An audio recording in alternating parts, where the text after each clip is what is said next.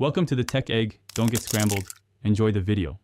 Start by choosing a site with reliable 500 plus kW power capacity, industrial zoning, and low electricity rates under /bin/sh.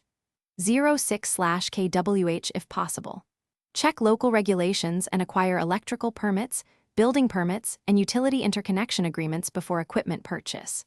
Plan 3-phase service and confirm transformer availability, meter upgrades, and panel space.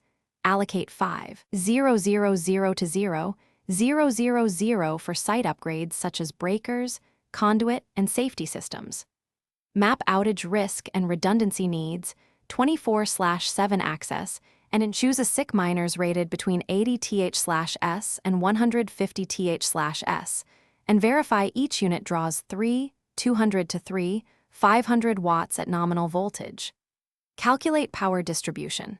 Expect 12 to 20 miners per 50, a circuit, and design PDUs and breakers accordingly. Include ground fault protection and individual circuit labeling. Install a dedicated management network on a separate VLAN with redundant 1 Gbps uplinks to mining pools and remote monitoring. Add a UPS for control hardware and network gear to maintain safe shutdown during short outages.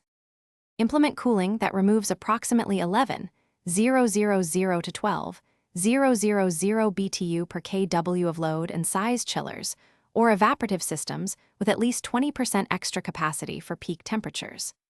Use horizontal airflow racks, dust filtration, and monitor inlet temps to keep a SIC below 45 degrees C. Replace fans every 18 to 24 months and schedule preventive maintenance monthly. Track daily revenue, pool share, total hash rate, and electricity costs to model ROI.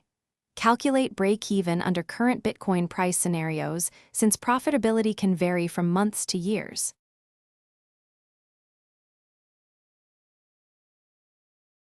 Thanks for watching. Consider subscribing if I helped unscramble your problems.